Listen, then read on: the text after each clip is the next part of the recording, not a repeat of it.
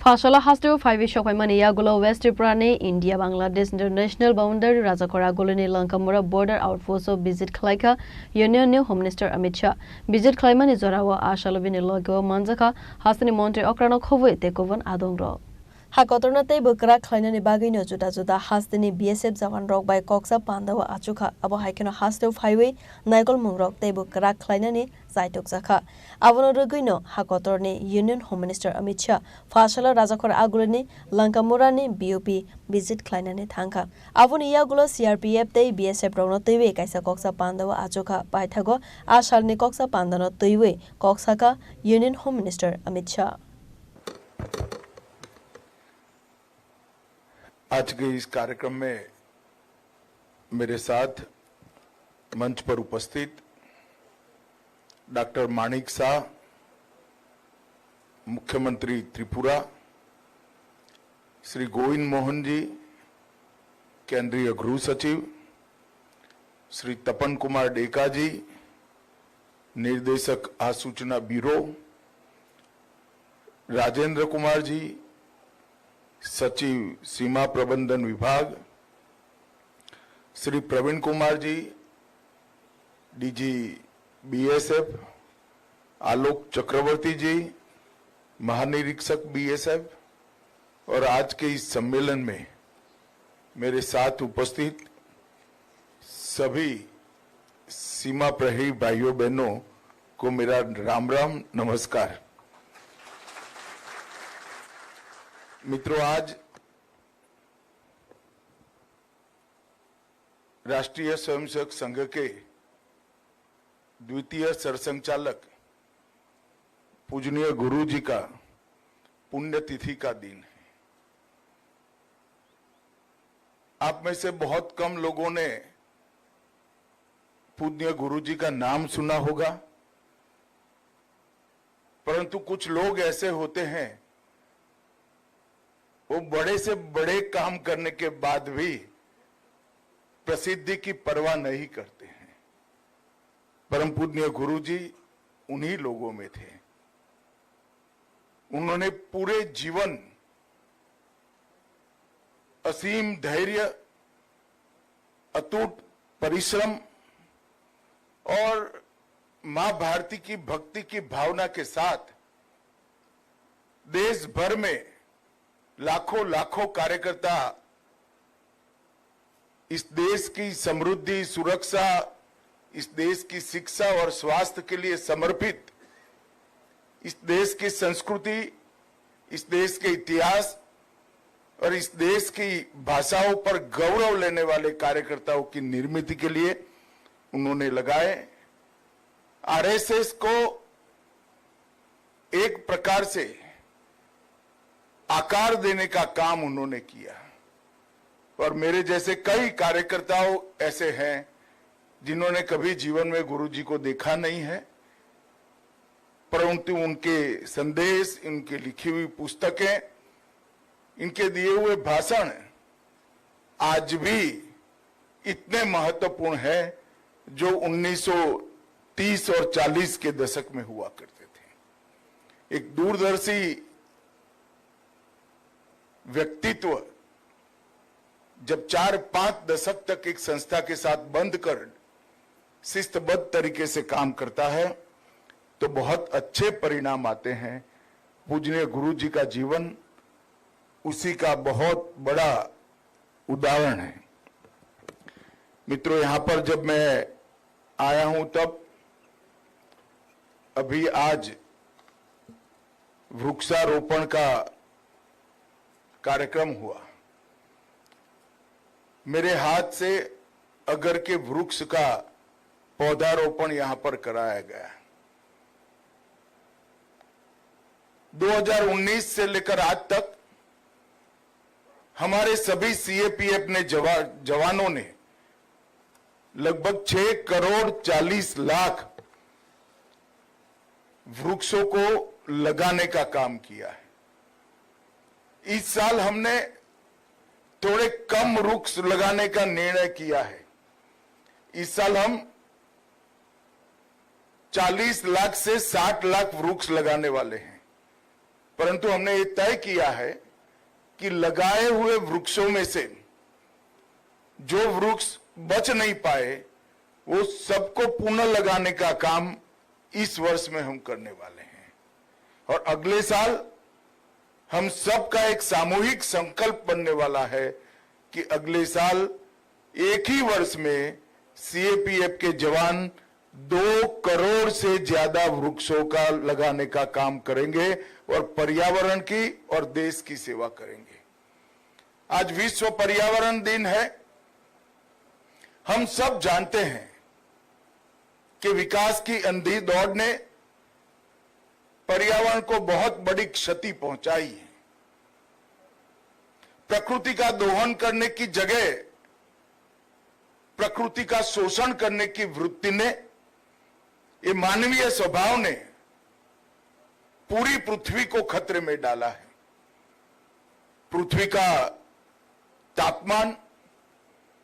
तापमान के बदलने के कारण जलवायु परिवर्तन और ओजोन के लेयर के बीच में पड़े बड़े बड़े छिद्र ये पृथ्वी को जीने लायक नहीं छोड़ेंगे अगर हम आज जागरूक होकर इसकी क्षति की परिपूर्ति की दिशा में काम नहीं करते। हम सबको मालूम है कि सूर्य की सीधी किरणें अगर पृथ्वी पर पड़ती है तो जीवन नष्ट हो जाएगा। जो सूर्य की किरणें हमारे जीवन का कारण है वो ही हमारे विनाश का कारण बने। ओजोन का जो लेयर बीच में है सूर्य और पृथ्वी के बीच में, वो ही सूर्य की किरणों को मानव और अन्य जीवों के लायक बनाता है। और कार्बन डाइऑक्साइड और अन्य जहरीले गैसों के कारण लगातार ऊपर ये जहरीले गैस जाने के कारण लगातार रासायनिक प्रक्रियाएं अवकाश के अंदर होने के कारण ओजोन के लेयर के अंदर बहुत बड़ी छिद्र बने हैं जो हमारे तापमान को विषम बनाकर रख दिए हैं। इसका एकमात्र उपाय अभी तक जो ढूंढा गया है वो वृक्षों की संख्या को बढ़ाने का है। और मुझे तो आनंद है मेरे जैसे व्यक्ति को कि जिन लोगों ने पर्यावरण का नुकसान किया है वो भी जरा संभले हैं, सचेत भी हुए हैं और ये नुकसान की परिपूर्ति में आगे आकर विश्व का हर देश आज पर्यावरण की चिंता कर रहा है। हमारे प्रधानमंत्री जी ने कई प्रकार के उपाय एक साथ चालू किए हैं। कार्बन डाइऑक्साइड का उत्सर्जन कम हो, इको फ्रेंडली बिजली किस तरह से बनाई जाए, ऊर्जा का खर्च कैसे कम से कम हो, ढेर सारी चीजें एक साथ की है। और एक प्रकार से भारत का मॉडल पेरिस के सम्मेलन में आइडियल मॉडल के रूप में स्वीकारा गया। मगर पेरिस में जब सम्मेलन था बहुत सारी आशंकाएं विश्व भर के अखबारों में पर्यावरणवादियों ने आर्टिकल लिख कर व्यक्त की थी, क्या भारत ये कर पाएगा? मगर हमने पेरिस घोषणा की हर एक बिंदु को समय के पहले पूरा कर कर हमारा जो ऋग्वेद का संदेश था पर्यावरण की रक्षा करना का, इसके प्रति हमारी प्रतिबद्धता को हमने विश्व के सामने साबित कर कर रखा है। और मुझे आनंद है कि सीएपीएफ के सभी जवान, बीएसएफ के सभी जवान बड़े मनोयोग के साथ एक वृक्ष को अपना भाई बहन बच्चा मानकर इसका जतन कर रहे हैं। और ये सरकारी आदेशों से प्रेरित कार्यक्रम नहीं होना चाहिए, ये हमारी साहजिक आदत होनी चाहिए। और ये साहजिक आदत ही हमें बचा सकती है। हमने सदैव ये सोचना चाहिए कि जो बाढ़ हमारी सीमा की रक्षा करता है जो बीएसएफ की चौकी हमारी सीमा की रक्षा करती है, वो लगाने में कितने वृक्ष कटे हैं, इतने वृक्ष लगाने की जिम्मेदारी हमारी है। इससे कई ज्यादा वृक्ष लगाने की जिम्मेदारी हमारी है। मुझे बहुत आनंद है कि इसको आप लोग बहुत अच्छे तरीके से कर रहे हैं। आज बीएसएफ 37वीं वाहिनी में जवानों के आवास का ई लोकार्पण और बीएसएफ 57वीं वाहिनी में क्वार्टर गार्ड परिसर का ई शिलान्यास किया गया। जब ये कार्यक्रमों की रचना होती है, मेरी ऑफिस को बड़ी दुविधा होती है कि ये कार्यक्रम क्या गृह मंत्री के हाथ से कराना चाहिए। कई बार वो असमंजस में पड़ते हैं। तब मैं हमेशा कहता हूं, अगर एक आवास के अंदर लगी हुई ट्यूबलाइट भी मेरे सीमा प्रहरी की सुविधा बढ़ाती है, तो मैं वो करने के लिए भी सदैव तैयार होता हूं। और इस भाव के साथ हमने सीमाओं की रक्षा करने वाले जवानों की सुरक्षा की चिंता की है। कई प्रकार के काम किए गए। आपके स्वास्थ्य की चिंता, आपके परिवार के स्वास्थ्य की चिंता, आपके परिवार के रहने के मकान की चिंता, इसके लिए एक प्रकार से एक बहुत बड़ा डेटा बैंक बनाया गया और इलेक्ट्रॉनिक पद्धति से आवासों को चिन्हित किया गया। क्रॉस सीएपीएफ भी उसका देने का निर्णय किया गया। ढेर सारी चीजें करी है, मगर फिर भी मैं समझता हूं कितना भी करे, घर से दूर रहकर सीमा सीमा होती है। सीमा पर इसकी सुरक्षा करना बहुत कठिन होता है।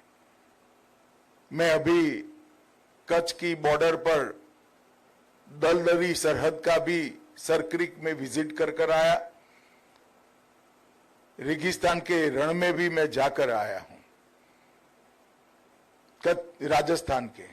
और आज यहां जहां मलेरिया होना स्वाभाविक है, बहुत बारिश होती है, ऐसे क्षेत्र में भी मैं आज आया हूं। मैं जानता हूं आपकी कठिनाइयां क्या हैं। कठिनाइयों को आपको सरकार कितनी भी सुविधाएं करे, इसको सहन ही करना पड़ेगा। परंतु मैं एक और बात बताने आया हूं। मैं बचपन से लोगों के बीच में रहकर काम करता हूं। ये आपकी कठिनाइयों का संज्ञान कोई मंत्री या सरकारी बाबू लेते हैं, इससे अनेक गुना संज्ञान देश की जनता लेती है। बीएसएफ का नाम लेते ही उनके मन में एक सम्मान का भाव आता है, अहोभाव आता है। वो बताता है कि आपकी कठिनाइयों को देश की जनता देख भी रही है, महसूस भी कर रही है, और आपके तप, त्याग और एक प्रकार के समर्पण को एक्नॉलेज भी कर रही है। मित्रों, आज हम यहां आए हैं, तब बीएसएफ के पास जितनी सीमाओं की सुरक्षा का जिम्मा है, पाकिस्तान बॉर्डर और बांग्लादेश बॉर्डर, इतनी विस्तृत बॉर्डर में हर सीमा का एक अलग प्रकार का चुनौती है। कहीं नशे का व्यापार है, कहीं पर ह्यूमन ट्रैफिकिंग का सवाल है, कहीं पर हथियारों के स्मगलिंग का सवाल है, कहीं पर ड्रोन से ड्रग की ट्रैफिकिंग और नकली करेंसी की ट्रैफिकिंग होती है। हर सीमा के अपने अलग अलग प्रश्न हैं। हमने तय किया है कि बीएसएफ जहां जहां है, एसएसबी जहां जहां है, वहां पर स्मार्ट बॉर्डर का निर्माण करना और एक चतुष्कोणीय सुरक्षा रणनीति के तहत स्थानीय प्रशासन को साथ में लेते हुए, टेक्नोलॉजी को साथ में लेते हुए, हम आपके परिश्रम को साथ में लेते हुए सीमाओं को एकदम अभेद बनाना। और इस स्मार्ट बॉर्डर का कंसेप्ट फाइनलाइजेशन के स्टेज पर है। इसका पायलट प्रोजेक्ट आने वाले साल में हम निश्चित रूप से इंट्रोड्यूस कर देंगे। एक साथ देश की अलग अलग सीमाओं पर 7 या 8 जगह पे पायलट प्रोजेक्ट्स दिए जाएंगे। परंतु मैं चाहता था कि मेरे साथ भारत सरकार के गृह सचिव, डीआईबी और सीमा सुरक्षा बल के डीजी सभी एक बार ये सीमाओं का प्रत्यक्ष अपनी आंखों से देख ले, जवानों से थोड़ी चर्चा भी हो जाए और इसके आधार पर एक संपूर्ण पायलट प्रोजेक्ट बने। पायलट प्रोजेक्ट में से जो टिथिंग प्रॉब्लम आएंगी, जो कमियां आएगी, जो छिद्र आएंगे, इसको पूरा कर कर पूरी सीमा को स्मार्ट बनाने की दिशा में हम आगे बढ़ेंगे। एक कंसेप्ट के अंदर डिस्ट्रिक्ट मैजिस्ट्रेट का भी रोल होगा, एसपी का भी रोल होगा, गांव के पटवारी का भी रोल होगा, गांव के सरपंच का भी रोल होगा। जब तक सीमा के प्रशासन को, सीमा के जिलों के और गांव के प्रशासन को हम समाहित नहीं कर सकते, हम सीमा को अभेद नहीं बना सकते। हम आइसोलेशन में सीमा की सुरक्षा की कल्पना करते हैं तो वह कल्पना अपने आप में बेमानी है, कभी सफल नहीं हो सकती। जब आपके जितनी सजगता से ही गांव का पटवारी, गांव का पीएसआई, जिले का डीएसपी और जिले का कलेक्टर सीमा की सुरक्षा के लिए काम करेगा, तभी हम सीमा को पूर्ण रूप से सुरक्षित कर पाएंगे। त्रिपुरा फ्रंटियर हमारे लिए बहुत महत्वपूर्ण फ्रंटियर है और इस देश की इस प्रकार की सीमा की सुरक्षा करता है जो देश के एक कोने में आए हुए त्रिपुरा राज्य से सटी हुई है। आसामनि पांडाव मानजाखा हाकोतरनि मंत्री अग्रा professor doctor Manik Shah, chief secretary JK Sinha, DGP Anurag Dhankhar नखवे सेंट्रल सिक्योरिटी कमांडर रॉ राजाखर आगोली निसमी प्रणब निकथुम चिनी खरांग।